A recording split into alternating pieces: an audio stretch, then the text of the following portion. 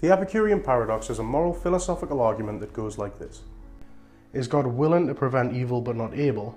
Then he is omnipotent. Is he able but not willing? Then he is malevolent. If he is both able and willing, then whence cometh evil? This simple argument really speaks to the hearts of many unbelievers as surmised in the problem of evil, but there are multiple reasons that these three lines don't show the whole story. First, the paradox ignores free will as a concept by automatically placing the blame for all sin on God, even though it's the individual's own free will that causes them to take evil actions. An excerpt from A.W. Tozer's The Knowledge of the Holy. God sovereignly decreed that man should be free to exercise moral choice, and man from the beginning has fulfilled that decree by making his choice between good and evil. When he chooses to do evil, he does not thereby countervail the sovereign will of God, but fulfills it, inasmuch as the eternal decree decided not which choice the man should make, but that he should be free to make it. Following this, Epicurus has done his students a disservice by neglecting to address one of God's important attributes that relates directly to the problem of evil, his perfect manifestation of justice. Christians are well aware that the temporal world doesn't really size up to much against all of eternity. The fact of the matter is that everyone's going to be judged by God's perfect justice, whether that's in the form of punishment for one's sins, or salvation through Jesus Christ, where he bears the weight of the sin instead. When it comes to human moral evil, we can be sure that God is not just turning a blind eye. Secondly, the Epicurean paradox is a false paradox. This is a kind of informal fallacy where a list of options is presented as the comprehensive list of possibilities, but there are some options that are left out, meaning that it's not actually a paradox at all. In this case, the problem lies in this line, which states that if God can but does not stop evil, then he is malevolent. Malevolence is the express desire to do evil to others, but is that really the only conclusion we can come to if God is omniscient and omnipotent? The claim that's really being made here is that God could have no possible reason to allow evil to exist in the world. This is the unstated crux that this whole argument relies upon. But if we can show that God does have reason to allow evil to exist, then we can easily say that he's not malevolent. Oftentimes God uses natural disaster as a chastisement to a people or an individual, the most famous example of this being Noah's Ark. He also uses evils to test us and to prepare us for his plan for our lives.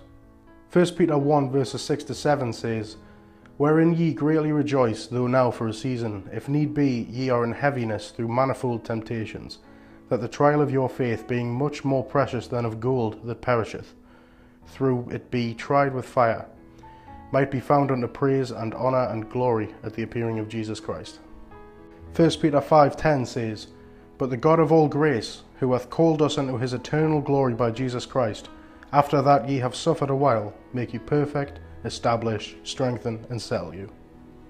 2 Corinthians 12:7-9 says, And lest I should be exalted above measure through the abundance of the revelations, there was given to me a thorn in the flesh, the messenger from Satan to buffet me, lest I should be exalted above measure.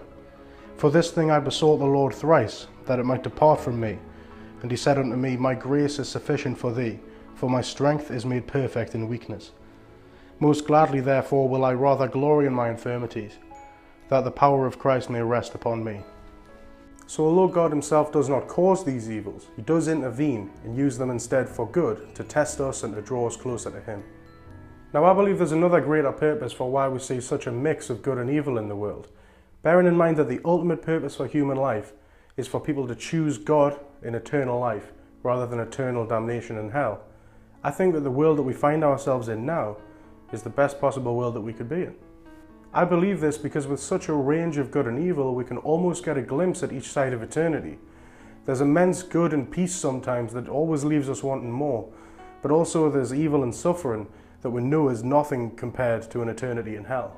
If there was no evil, then it would simply be heaven on earth, and we'd have no frame of reference at all for what good and evil even are. Instead, God shows us both and says choose. The final and most important thing to consider in this argument is what's even meant by the term evil. Naturalists will often claim that good and evil are just social constructs developed through cooperation and rational decision-making in ancient societies. But if this is to be believed, then how can we possibly hold God to these standards that have only ever applied to human beings? Furthermore, if good and evil are made by humans for humans, then natural evil simply doesn't exist. Sickness, hurricanes, and earthquakes are in no way moral events, and the only entities capable of even committing evil are human beings. Saying, well, God is in control of the weather just takes you straight back to having to explain why your man-made human morality has any right to judge the actions of God.